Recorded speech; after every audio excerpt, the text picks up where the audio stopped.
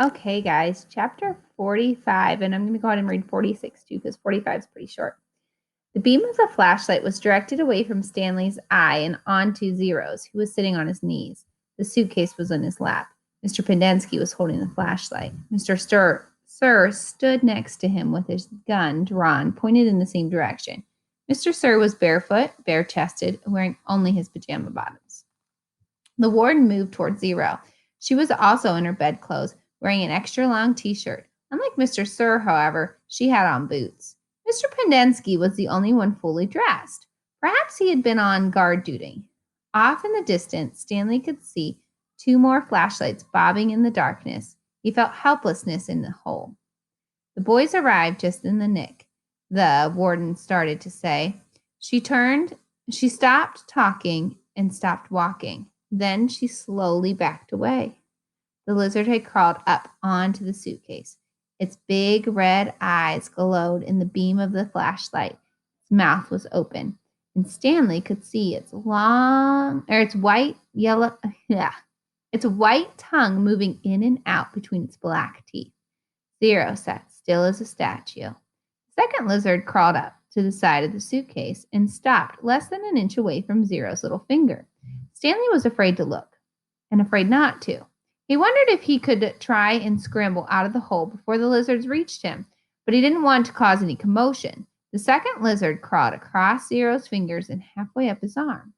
It occurred to Stanley that the zeros were probably on the suitcase when he handed it to Zero. The lizards were probably on the suitcase when he handed it to Zero. There's another one, gasped Mr. Pendensky. He shined his flashlight on the box of frosted flakes, which lay on its side beside Stanley's hole. The lizard crawled out of it. The light also illuminated Stanley's hole. He glanced down and forced himself to suppress a scream. He was standing in a lizard's nest. He felt the scream explode inside him. He could see 6 lizards. There were 3 on the ground, 2 on his leg, and 1 on his right sneaker. He tried to remain still. Something was crawling up the back of his neck. The 3 counselors approached the area.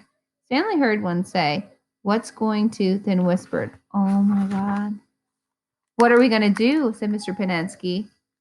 "We wait," said the warden. "It won't be long. At least we'll have a body to give to the woman," said Mr. Pendensky. "She's going to ask a lot of questions," said Mr. Sir, "and this time she'll have the AG with her." "Let her ask questions," said the warden. "Just so long as I have the suitcase. I don't care what happens. You know how long," her voice trailed off and then started up again. "When I was little, I'd watch my parents dig holes every weekend and holiday. When I got bigger, I had to dig holes too, even on Christmas." Stanley felt tiny claws dig into the side of his face as the lizard pulled itself off of his neck and past his chin. "It won't be long now," said the warden. Stanley could hear his heartbeat. Each beat told him he was still alive, at least for another second. Chapter 46. 500 seconds later, his heart was still beating. Mr. Pendensky screamed. The lizard, which had been on the cereal box, was springing towards him. Mr. Sir shot it in mid-air. Stanley felt the blast shatter the air around him. The lizard scurried frantically across his body. He did not flinch. The lizard ran across his closed mouth. He glanced at Zero. Zero's eyes met him. Somehow they were both still alive, at least for one more second. One more heartbeat. Mr. Sir lit a cigarette. "I thought you quit," said one of the other counselors. "Yeah, well, sometimes sunflower seeds just ain't gonna cut it." He took a long drag of his cigarette. "I'm gonna have nightmares for the rest of my life." "Maybe we should just shoot them," suggested Mr. Pendensky. How should we say they were punished?" one of the counselors said. "Let them use their imagination," said the warden. Stanley watched the counselors return to their tents, leaving only the warden and Mr. Sir behind him. They knew the warden didn't care whether the campers dug more holes or not. She'd found what she was looking for. He glanced at Mr. Zero.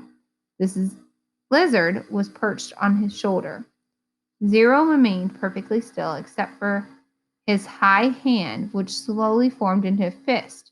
He raised up his thumb, giving Stanley the thumbs up.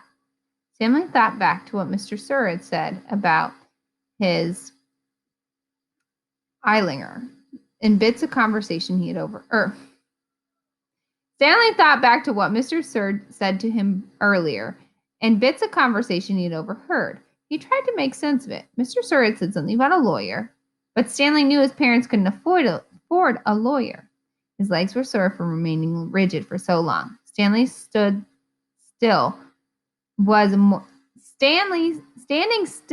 was more strenuous than walking. He slowly allowed himself to lean against the side of the holes. The lizard didn't mind.